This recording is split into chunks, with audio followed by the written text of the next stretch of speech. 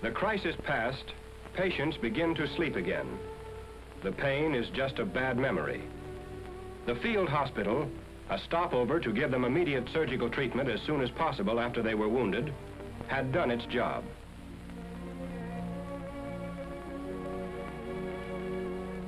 The evacuation hospital was another stopover on the trip back through the medical chain. Here, facilities for treatment were more complete than those of the field hospital. And here, too, the nurse played an increasingly important part in the vital period of treatment and convalescence. After 3 or 4 days, the patients were usually well enough for the trip back to the general hospital.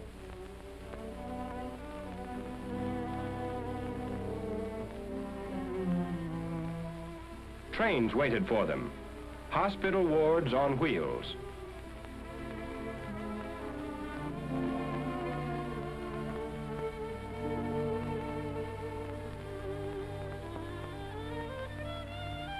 Each train carried, in addition to medical officers and enlisted technicians, 4 surgical nurses and 2 medical nurses, all of whom were on duty from 7 a.m. to 9 p.m. and as far into the night as they were needed. When speed meant life, evacuation took place by plane. Because of these flying hospitals, men are alive today who otherwise would have died in the jungles of Burma or on the beaches of Normandy. Each patient was thoroughly checked before the takeoff, then watched over constantly and checked again when the plane landed.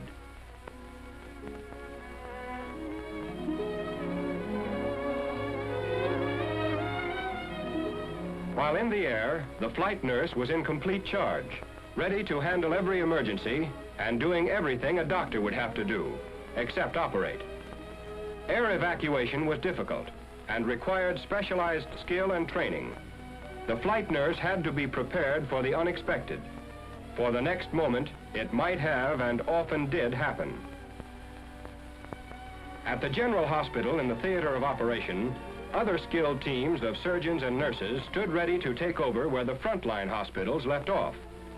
Whether a hospital is under canvas out in the field or in a solid structure in a city, its routine, like the nurse's routine, doesn't vary, and its principal aim remains fixed: to offer the best possible medical care to the sick and wounded. Nurses sterilized the operating equipment, the surgical gowns and gloves, prepared drugs, laid out the instruments which the doctor needed for his next operation, and kept accurate records of each patient's history and progress. While in a civilian hospital, the ratio is usually 1 nurse to every 3 beds. In an Army hospital, it is always many times that number. To help lift the burden from the nurse's shoulders, enlisted technicians trained in special schools are assigned to work under her direct supervision.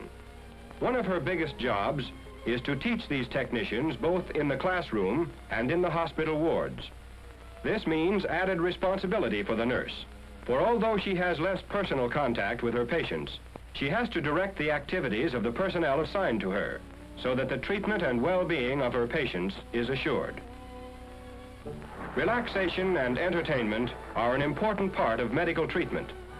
To this general hospital overseas came an all-star show, and the Army nurse shared the fun with her patients, to whom the sound of laughter from home often meant more than medicine.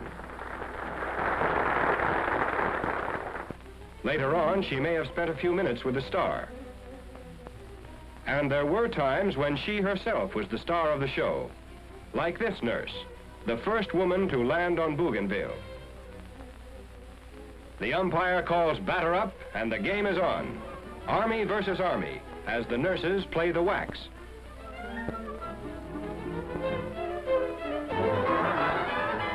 This infield will never play in the polo grounds, but one of their patients might.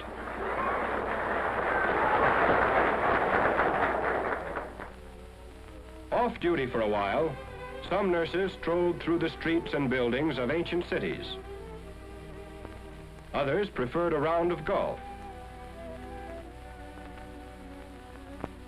or a swim somewhere if the weather was right. Then it was always back to duty, back to the sick and wounded, back to the hospital, around which the life of an Army nurse revolves. Those patients scheduled for a trip back home for the final period of convalescence travel on a hospital ship as fully equipped as a stationary hospital. Now, as before, the Army nurse stands by ready to minister to every need.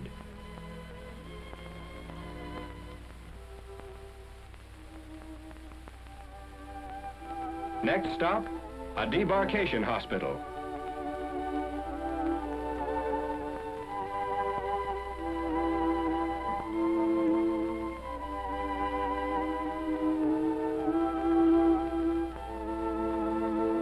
Then a general hospital in the United States and complete recovery.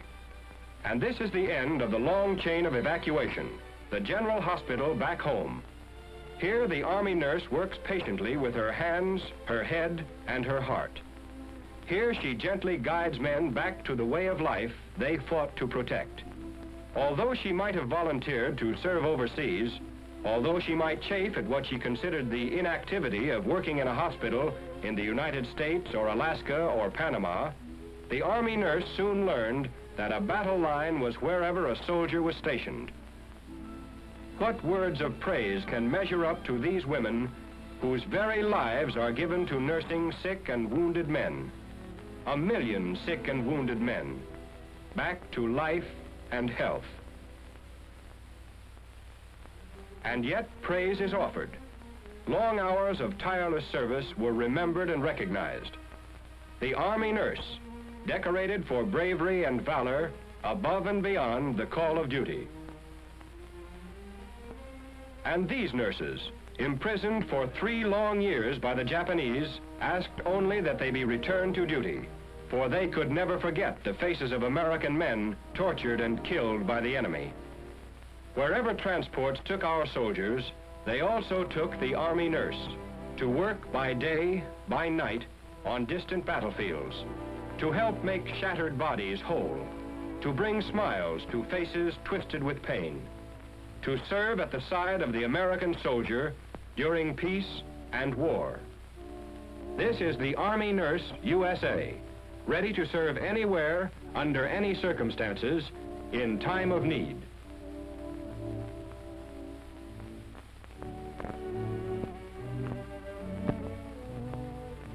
During the past 4 years, 57,000 graduate registered nurses have served with the medical department of the Army.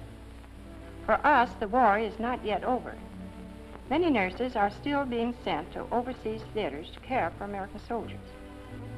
These are replacements for nurses who served overseas during the war.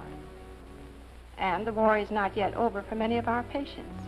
More than 300,000 patients are in Army hospitals throughout this country, many of whom will be forced to remain there for a long time to come. These men are not asking for much. They have never asked for much. They are the most wonderful patients in the world. But the war has cost them much more than any of us have been asked to give. Army nurses seldom ask for much either. But today, they are asking you to buy a bond.